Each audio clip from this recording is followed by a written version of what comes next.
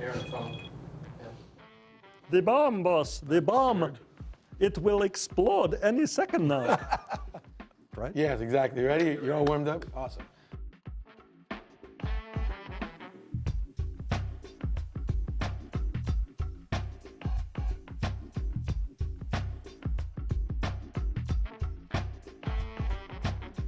You created such an important character in the X-Men mythos, Phoenix, and that was 6 issues into your run, I think. It was X-Men 100, end of X-Men 100. I mean, that was literally like a year into your run. Yeah. You created this character, and that was just one of like dozens of other characters that just came one after the other. Mm-hmm.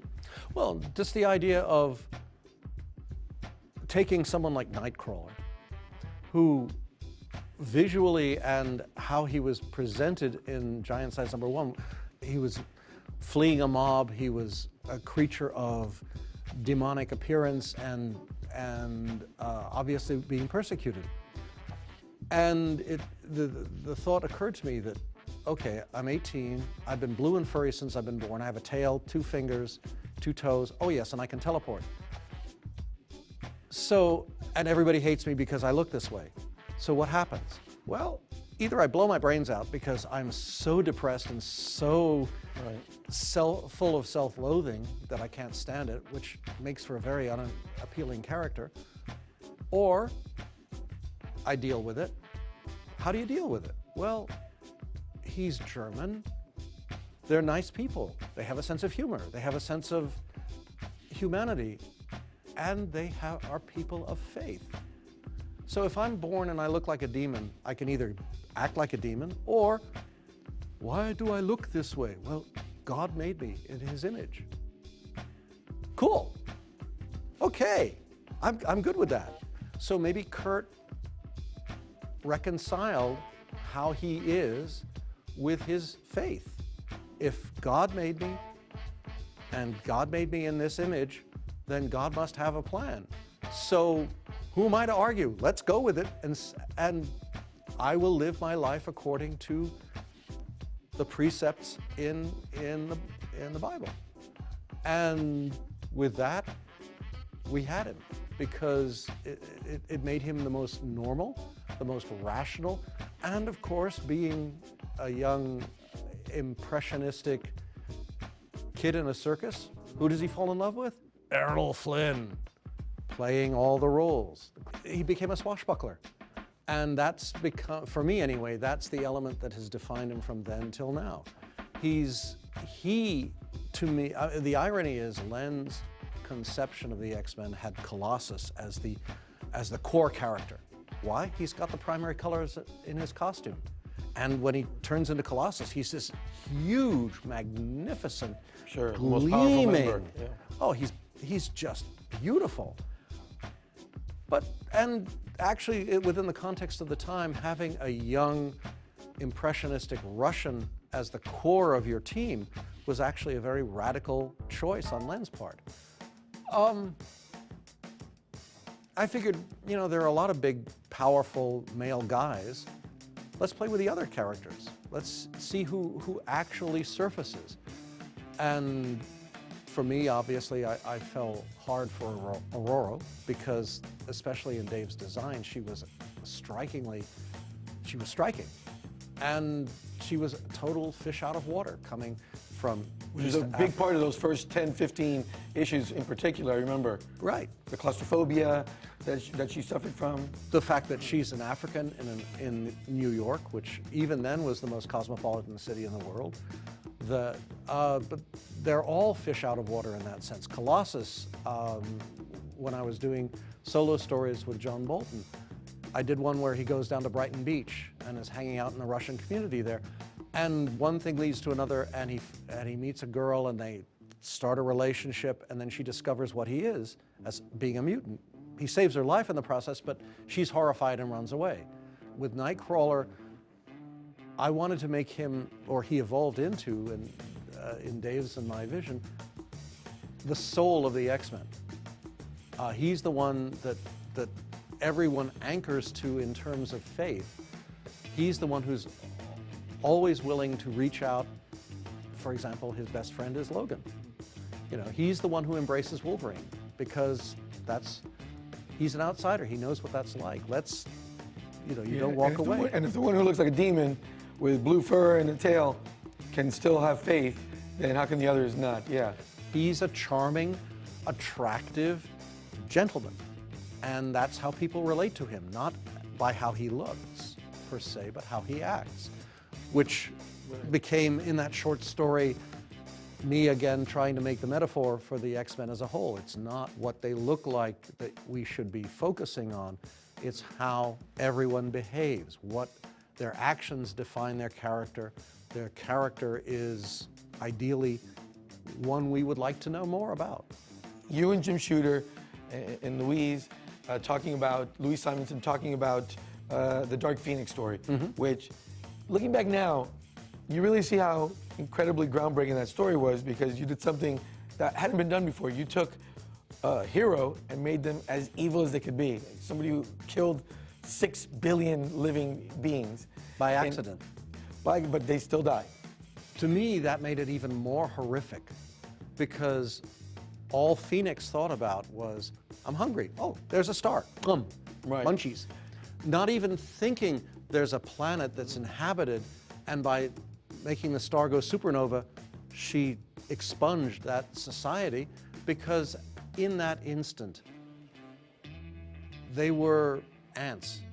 They were bugs on the ground, and she was just walking by. Because it was last minute, and because it was unplanned, and because it was so brutally sudden, the telling of the story paralleled the action of the story.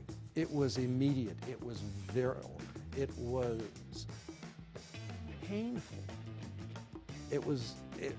Oh my God, how do we fix this? We can't fix this. We can only make a choice. She either goes to prison or she dies. And if we'd planned that 6 months earlier, to me, it wouldn't have had the emotional power, it wouldn't have the rawness that it did when it actually happened. And so, from the advantage of, God help us, 30 years on, looking back, oh God, is it 40 years on? Sorry. I think this is one of those occasions where all the pieces came together in the right place at the right time for the right reasons to produce the right result. And I think it was a watershed moment, certainly in the lives of the X-Men. And speaking purely personally, I feel that retconning it 4 years later by resurrecting Jean, while an economically justifiable choice on Jim's part, as a storyteller, I would have been much happier if she'd stayed dead, because that would have been one of those benchmark moments where, because I played it for the next few years, as long as I could get away with it, the other X-Men suddenly realized we are mortal, that we are not protected by the fact that we're all copywritten and trademarked, and need to be in movies and what have you.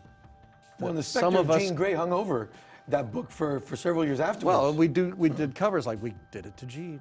Dare we do it to Storm? Yeah, we could. Keep on your toes, kids. You talk about how you weren't thrilled, as you pointed out, about the resurrection of Jean Grey. It started in Fantastic Four with John Byrne, your partner on X-Men for a number of years, was writing and penciling. Did you talk with him about that? Like, did you call him and say, John, why are you bringing her back? No. By the time we found out it was done, I went home that weekend, got really pissed off, and came in Monday morning with a completely different scenario. I went into Jim's office, I said, okay, John wants to bring back Jean. I think that's a fundamental mistake. I have a way to do it better. So I said, because there's something that is fundamental here. If you bring back Jean, you're resurrecting the relationship with Scott and Jean, but Scott's married. We just did, a year ago, his wedding. It was a big deal. Oh, and he has a child. Kind of a big deal. So you're talking about taking a character and having him walk out on his wife and newborn son to go back to his old girlfriend. What kind of hero would do that? I wanted to ask you about the artists that you worked with on the series over the years. I mean, Dave Cockrum, John Byrne, Dave Cockrum again, Paul Smith, John Romita Jr., Jim Lee. I mean, Mark Silvestri. I mean, an incredible list of talent. How was the working relationship with each? Because obviously Marvel worked differently than DC because of the Marvel method. But I also know that you were much more detailed with your writing than, say, some other writers because you were so invested in it and you were with the X-Men for almost 20 years straight. How did your relationship differ from working with John in that great stretch to then transitioning to working with Dave again? Well, I think the fundamental difference is that John had very specific and very defined and very passionate views, same as I did. And part of every issue was more or less, in certain respects, a compromise. Which direction do we go? Which character gets emphasized? How do we play this? In some elements, Dave and I were more simpatico, which is what worked the best in the beginning in terms of creating everybody. I think that each iteration is a period of adjustment. But in terms of storytelling, the best paradigm is when Frank Miller and I did the Wolverine miniseries. I mean, we started, basically trapped him in a car on I-5 driving from San Diego to Los Angeles for a party. And I'm pitching him Wolverine. And he was interested. So the plot I wrote for issue 1 was 20 pages of description for a 20-page story. And, you know, Frank did a brilliant job. For issue 4, basically I called him, we spoke on the phone for 20 minutes, I took notes, I wrote them up, 2/3 of a page. A month later I got 22 pages of art back. The point was, the first issue was so intense because I was covering every base I knew, describing character, describing motivation, describing setting, describing event, why things are happening, how it relates A to B to C to D. By the 4th issue, Frank knew all that stuff. I knew Frank knew all that stuff. I knew how he drew, he knew how I wrote. None of the extraneous material needed to be told, so we could just cut down to the nitty-gritty. That's the ideal way to do it with every writer. I'm writing descriptions, I'm writing elements of how things should look as well as what there is happening. But 9 times out of 10 with the right artist, and for whatever miraculous reason, I have been gifted with a chance to work with so many of the right artists. They can do all that without being told. They know who the characters are, they know how to present concepts, how to present different looks, and how to get inside everyone's character. I can describe a scene to Alan Davis till my heart breaks, but the fact is he'll draw it brilliantly his own way, and it will probably look way better than what I envisioned. So it's finding that balance between the conceptual presenter and the actualization. Moving ahead to like the late 90s when the X-Men book is selling a gazillion copies, then you launch X-Men with Jim Lee. You're working with Jim, and the book is as big as it can get. No comic book had ever been more popular than that one at the time, at least if you want to judge by sales alone, right? But you're not thrilled with the direction of the company then at the time, and you leave the book, I think, issue 3? No, yeah. Well, the problem was no one in comics at that point had ever dealt with somebody who'd stuck around as long as I had. I mean, at this point, I was 17 years in, and I was thinking, maybe I'll think about it at 20, 25 would be good. Or if I still have ideas, maybe I'll go to 30. From my conception as a writer, I have stories to tell. These characters are too cool. I've barely scratched the surface. From a publishing standpoint, I was getting to be a real problem, only that a publisher wants to be able to offer their prime product as an enticement. Hey there, Alan Moore, you want to write the X-Men? No, I'm writing brilliant stuff of my own. Come on, you really want to write? No! I'm fantasizing because I'm not sure Alan would even take that call. On the other hand, the 3 pages he wrote of X-Men for the Heroes for Hope anthology were so damn good, I hated him right at the moment. It was like, ugh! You know. The only 3 pages of X-Men he's ever written. Thank God. But they were all Magneto. But the point was that how can they offer the book to Joss Whedon if I'm writing it? How can they offer the book to anybody if I'm writing it? So there was... You were a victim of your own success in a way. From Marvel's perspective, yes. And of course, my social skills were such, I had no idea. The most clueless a-hole imaginable. Last thing I want to ask you about, pick 3 Chris Claremont X-Men books that should be put in a time capsule for future generations to read. I can give you 3 arcs. Sure. Dark Phoenix, for one. Life, Death. Only 3? If you give me 4, I'm not going to complain. Yeah, but see, this is the problem. You could name anyone and I'll go, works for me. Because I've known them all for too long. I've known these stories for too long. The X-Men, to me, my core run on Uncanny from the beginning to the end is one story. It's consistent, it's everybody, it's the growth and evolution of all the characters and their lives.